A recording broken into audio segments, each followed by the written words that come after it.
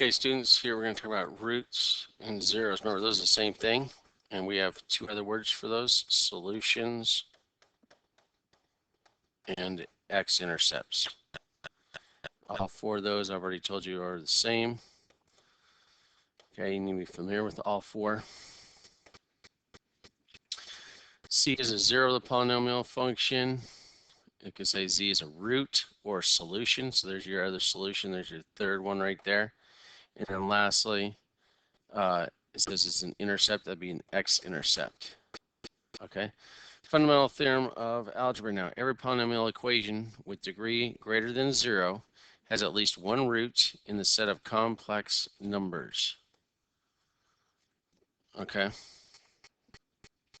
That could be deceiving. You might think, oh, I can have one complex number. No, you cannot.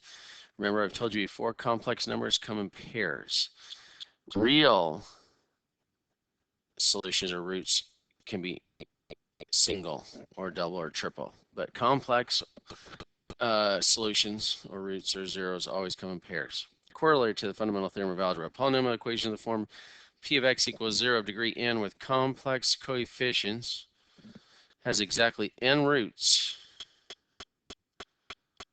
in the set of complex numbers, including repeated roots. Remember, I've talked about that.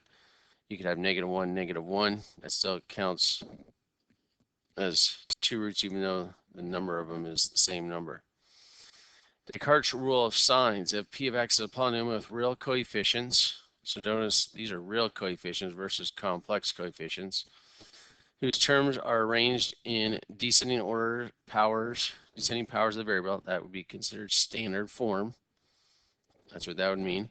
The number of positive real zeros, notice positive real zeros, not imaginary, not complex, just the positive real ones, is the same as the number of changes in sign of the coefficient of the terms, or is less than this by an even number. Why less by an even number? Because remember, complex, the other complex solutions come in pairs. That's why it has to go down by 2.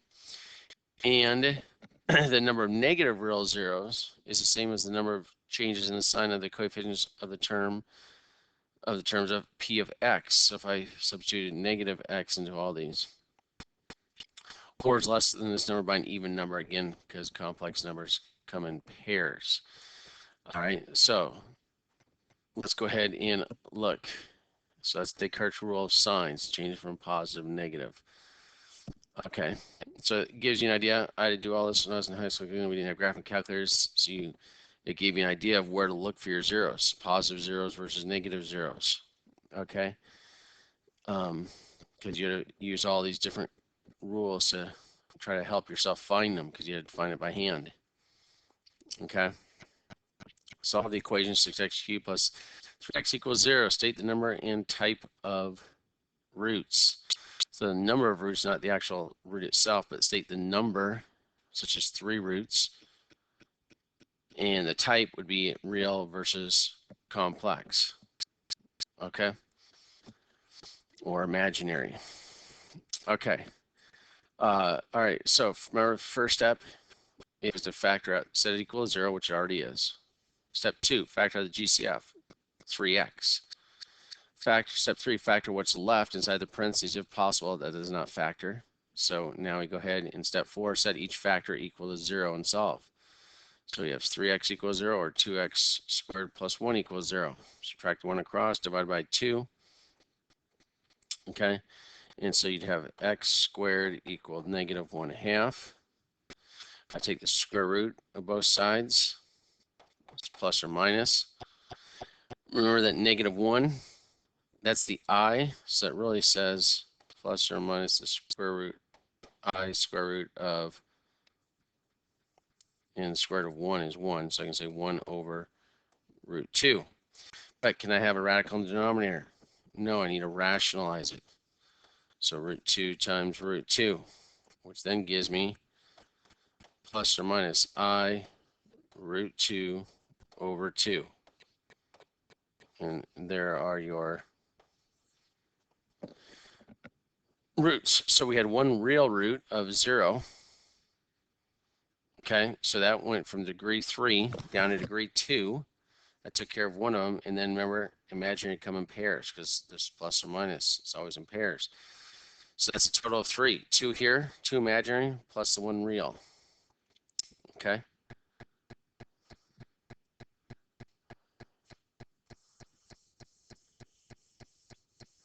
All right, so that's doing that. Now let's look at state the number of positive real zeros, negative real zeros, and imaginary zeros. So for positive real zeros, we leave it as P of X. Okay, so we just look at the sign changes. There's one sign change from positive to negative. From negative to negative doesn't change. From negative to positive, there's one. And from positive to negative, there's one. So that means there are 3 positive. Now we don't know if they're real or imaginary. Again, if you could have 2 imaginary and 1 real, because remember imaginary or complex come in pairs. Okay. So there's your 3 sign changes. There's 3 or 1 positive real. Okay, it's either 3 or 1 because it goes down in pairs. Now, stick in negative x into this right here and all this, and you come up with this. And now we look at the number of sign changes. Positive, positive, positive, no sign changes, finally a negative. And then it stays negative, so only 1.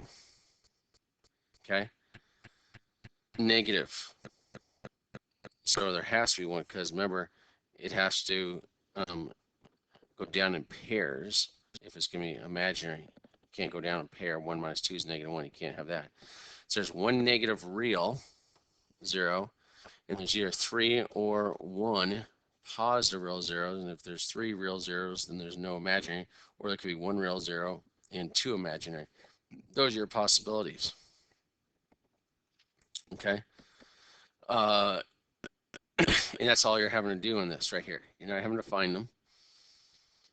Okay. You're just having to state how you know how many there are and what type. Okay, so if you watch this again, watch it again. Common ones that you want to check are 1 and negative 1. Those are really easy to plug in right away, or 2 and negative 2. Okay, so if I plugged in 1, I have 4 minus 3 is 1, minus 1 is 0, plus 2 is 2, minus 5 is negative 3. So 1 didn't work. Okay, I might try 2, but since we have 1 negative, I could try negative. That's 4. Oh, wait, yeah, so 4 plus 3 is 7, minus 1 is 6, minus 2 is 4, minus 5 is negative 1. So negative 1 also didn't work. Okay, so it's probably, it didn't have to be integers. I was just quickly checking those. You know, having to do that here, you can put in a graphing calculator and see it. Now, there's also a rational root theorem coming up where it comes up with the possible fractional roots. We'll be coming across that right there. All right, that's that side. Finding complex conjugate theorem. Complex conjugate theorem. Find all the zeros of this right here.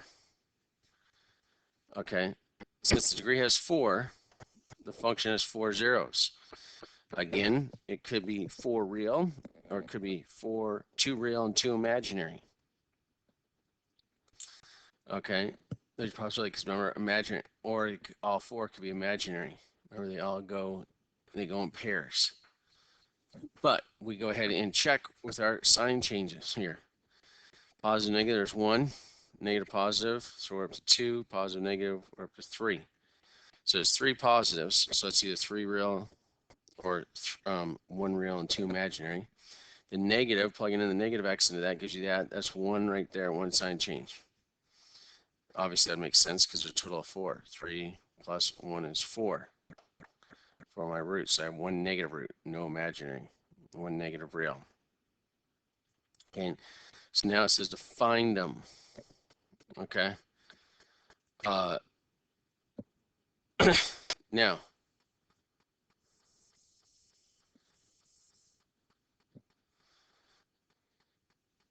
they aren't telling you how. I wish they would have had you do the rational root theorem first. So I'm going to go ahead and explain that to you in case, because I didn't look. Let me see if that's coming up next. I should have had that before here. Rational root, rational zero theorem. That's the next one. And should have put that one first. Because now they're wanting you to check on your own. So rational root theorem, let me just tell you what it is. That's P, and this coefficient out front of the leading term is Q.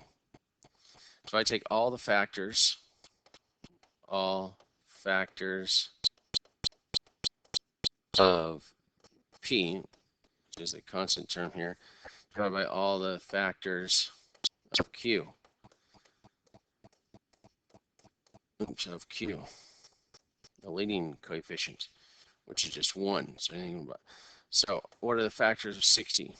You got 1 and 60, 2 and 30, 3 and 20, 4 and 15, 5 and 12, 6 and 10. Okay.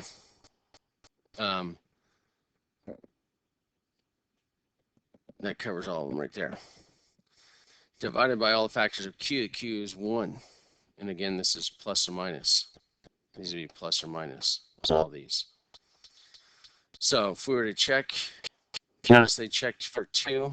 It didn't work. You can look for 1 real quick. 1 minus 15 is negative 14 plus 38 is 24 minus 60 is not 0, so 1 doesn't work. They're checking pause right now. 2, see that doesn't work. Then they weren't. So they've checked 1 already off the top. 2 didn't work. Now they're up to 3. They're just going in order.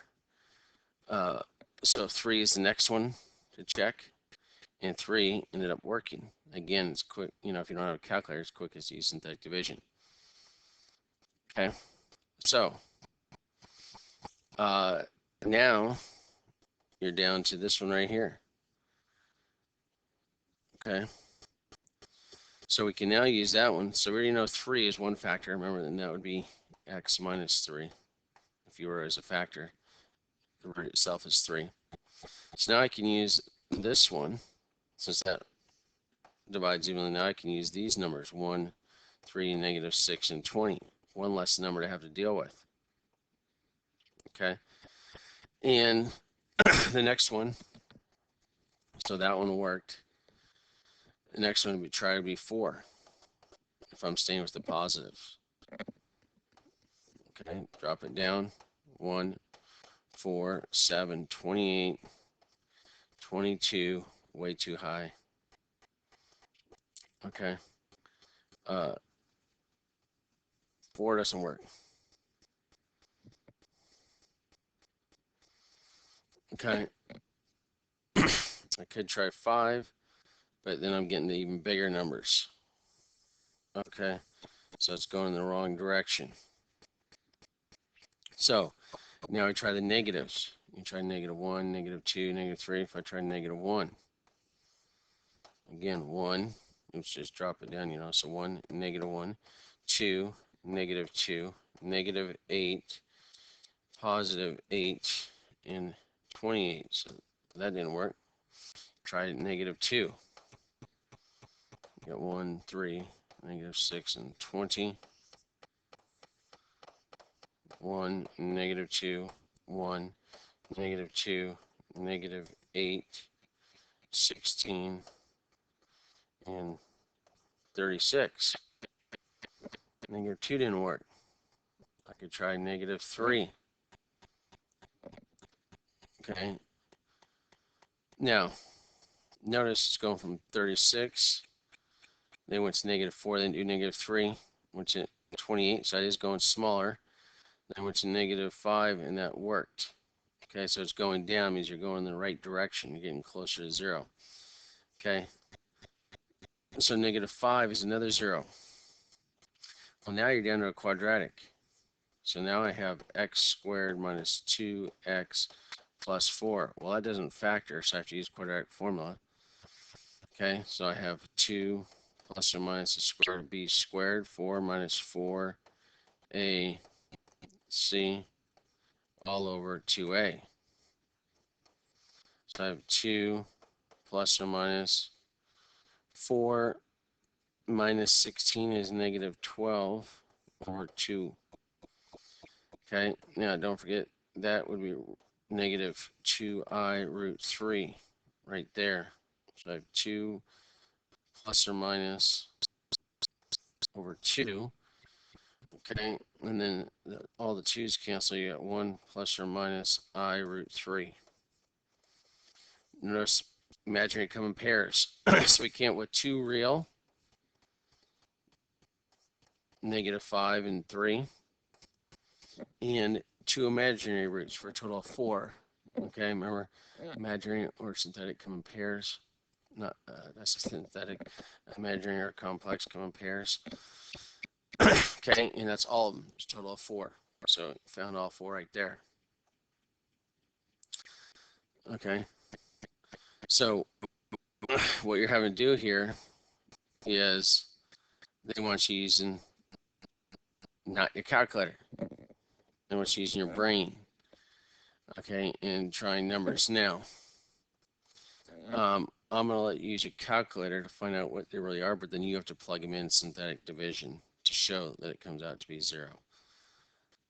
Okay, so you can't just write down the zeros from your graphing calculator. No credit. You have to use synthetic division as we've done here and show it. They all come out to be zeros. All right, that'll end it.